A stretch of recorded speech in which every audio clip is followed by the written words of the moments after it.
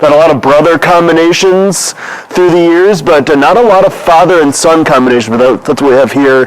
Craig Knudsen, Scott Knudsen. Guys, thanks for doing this on this beautiful Saturday out in front of the school. Now for me, this is perfect temperature. I got the built-in insulation, so it works out really good. There you go. Scott, you said you haven't been back inside the building. You're still not quite able to get in there. Maybe you can get back there once we're done. But they'll let me in. They said they let me out once and said, don't come back. What is it like to have played high school football the same exact spot where your dad did a generation before, Scott? Well, the think of it is he was really good. I was just so-so. And so I had big shoes to fill. He was a pretty good athlete. And being safety and things like that, I was more of a center, knock him around. He was out actually doing things of value versus just blocking. Craig, same question. You watched Scott grow up your whole life and grow up around the Jaguar football program almost his whole life. What was it like to see your son run out onto Bloomington Stadium and become a Jaguar? Well, it was great to watch. I remember one time we would get tapes of games before he was going to play as a senior, and he was a center. And we were watching Apple Valley, and this kid he was going to block, he always stood straight up. And Scott and I just kind of glanced at each other and said, I'm going to kill him. I'm going to destroy him. And he did. Yeah. He drove him downfield 5-10 yards, and I think Apple Valley took that kid out after about 5 plays. I think we figured out the starter must have been injured or did something, got in trouble or whatever, because he only lasted 2 series. After me driving him back 10 yards and putting him on his butt a bunch of plays in a row, they brought the real guy out. He was a little more difficult. But I watched him do that, and I told him afterwards, you can be the center on my team anytime. You get that kind of protection. It was great. But no, it was a great program. I loved playing here. I enjoyed it. I tried to give back what I could. The coaching staff here was fantastic. I did some scouting later for both Bruno and Stan through the years and Phil give something back. And then he came up afterwards and watched him play, and it was ball boy for years. Then all of a sudden now he's out on the field playing, and it was great. It was a good time missing. Oh, it was great because he did the scouting thing, and I don't know if that was just an easy way to get me childcare or whatever. They made me ball boy of the team so he could go scout, and he didn't have to get me a babysitter or whatever. But I love doing the ball boy thing. That was a lot of fun. A couple things ones I remember, I'm not sure where it was, but we were playing Burnsville, and I called it the snow globe game. I just remember the snow coming down like crazy, and it looked like, like you shook up a snow globe, and there's snow everywhere. And we're at Burnsville, and I remember before the game, I look over on their sidelines, and they've got heaters everywhere for their players, for the equipment, for everything. And we didn't have anything with us except we decided we needed to get the footballs warm, so we built a fire in a dumpster, like a trash can. Had a trash can fire going, and put the footballs by the fire, and run one out each play so that we had a warm football for the guys to play. That was one of the ones I remember. I think we won. I can't remember if we won or lost, but you probably can find the video somewhere. That's surprising they would even let you do that. Yeah, I don't know who was tending the fire, but I remember this little dumpster fire I had going, a trash can fire to keep the footballs warm. That was fun. I remember one thing too, because every time I got to the next school, it was a brand new school. So Jefferson was brand new when I was a sophomore and came there from Olson. And the very first football game for Jefferson wasn't a varsity game. It was a sophomore team game. And I remember we were playing up at Robbinsdale, and the very first play we did a crossbuck to Stu Nelson, and he ran 75 yards for a touchdown. So the very first play of Jefferson football was a 75-yard touchdown run. Granted, it was only sophomore, but still, it was pretty good. But I remember watching the varsity games, and I told Coach Shea back then I watched Tom Rood at that time play, who was a stud, to the point of I almost didn't come out for football the next year because I didn't think I could take that. I watched him, how he hit people, and boy, he was a stud. He was a great player. One time playing Armstrong, he was running down the sidelines, and the quarterback was playing safety for Armstrong.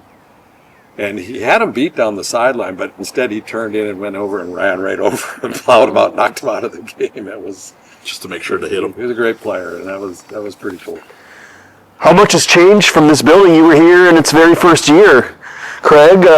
Obviously, this sign behind us is new, That's but new. The community center and all that stuff, that's new. The field they put down there is new. Band room too, if I remember. I remember when we first played here in practices on the sophomore team, it was a very hot, dry summer, and they didn't have sprinkler systems. So the ground was all hard and dry, and when you got hit to the ground, you got hit twice. it was pretty rough, a very hot time, but it was fun. We had good teams, good players, and enjoyed it very much. Scott, what were some of the memorable games that stand out as a player now, transitioning from ball boy to player back in your days, late 90s, early 2000s? So you always remember as you grow up, I don't know why this is, but you remember the crazy things the most, the bad things, if you will. I remember as a junior, we were playing, I think it was Rosemount, and we ended up in the USA Today because we lost 2-0 in that game. We had a long snapper on it, and it was not me. I couldn't long snap. I was the center, but I couldn't. My arms are too short. I couldn't make it work. But the long snapper snapped it through the uprights, and so we ended up losing 2-0. Wow. I remember that. But some of the fun games that I remember is I remember playing well against Apple Valley. I think we beat them. But then we had a pretty good quarterback. Chris Belmore was our quarterback. He was a year younger than us, and we were playing Lakeville, and he broke his collarbone. And I remember he came in and he had this long run afterwards, and I went and tapped him on the shoulder, like, don't touch me. And he played for a couple series after he broke his collarbone, tough kid. And then we brought in a guy named Mike Yakovo, and one of the funny stories I remember out of this is Yakovo was a big guy, a big quarterback, didn't run terribly well, but he was big and strong, played JV. One of the first plays we ran was an option out to the right, and I think he tried to run over the strong safety, and it was the other way around. And he comes back to the huddle, and, oh man, these guys hit a lot harder than JV. You know, that's one of the stories I remember there. And we were pretty good. I remember beating Minnetonka at home. The field, because you had all the soccer teams playing, all the football teams playing. It was kind of a wet fall, and so I remember playing Minnetonka, and the field was just mud. You know, you're sliding all over the place, and you come running off the sidelines, and you could stop 3 yards from the sideline and just slide your way in because it was all mud. But we had a lot of fun. We were an okay team. Had a decent line. I think one of the things that I remember the most is as you do practice. My first year to start was finally senior year.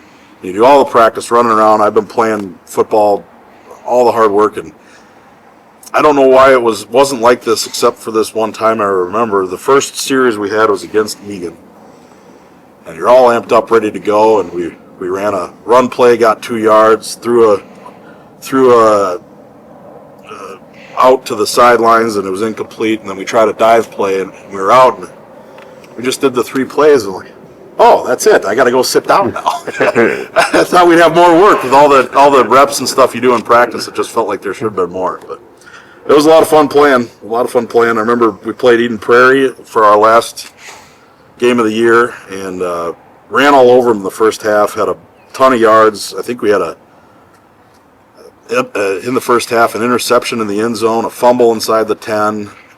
Might have been one more turnover inside in their side, and I think we were up 13-0 going into the halftime, thinking we were going to beat them, and they had 300 guys suited up. Obviously, I'm exaggerated, and they came back and trounced us pretty good in the second half. But it was fun to kind of kick them in the teeth at the beginning of the game. But He came up to me afterwards, and when they had played them again in the playoffs and stuff, and lost, Dad, it's the last time I'll ever play football.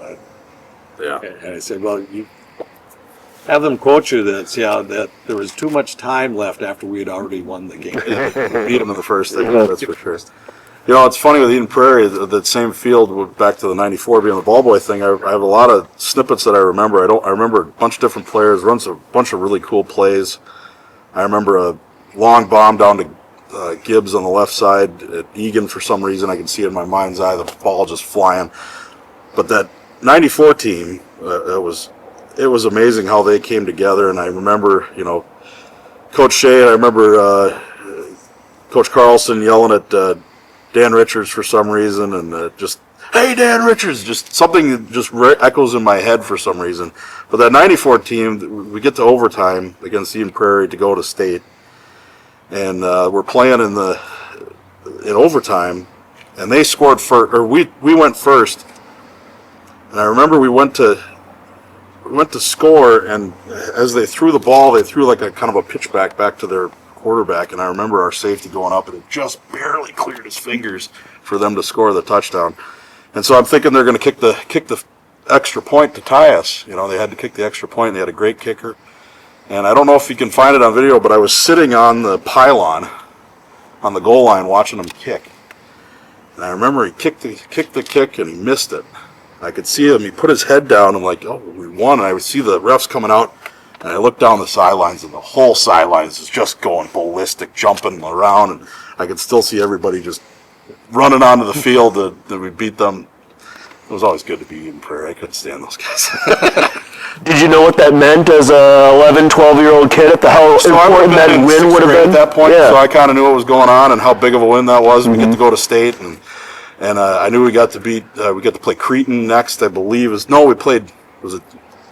think Cretin was next. Yeah, we played Cretin at home next, and I thought they were going to be a tough team to beat, and we beat the snot out of them. That was fun, and it was just such a blast. That was such a good team. Everybody was having fun, and it's kind of a bummer to lose at the Dome, but at least we got to play there once. That was fun. Craig, you've known Stan Shea a very long time. What does it mean to you to have one of your former coaches still so close to this program all these years later? Well, Stan was a class act all the time. He was great. And that's one of the reasons both he and Bruno were just fantastic to play for. And that's even when Stan went to Lincoln, I went and did some scouting for him for Lincoln and stuff. But one thing I can really remember about Stan is because I was a punt returner as well, and Stan, I believe, kicked at the U. And he would kick these punts up in the air so high, I'd never seen anything like it. It was nothing to catch a punt in a regular game after catching those kicks he would kick to us. But Coach Wallner and Coach Shea, Coach Coombs, Coach Bird, Mohawk, all of them were fantastic coaches.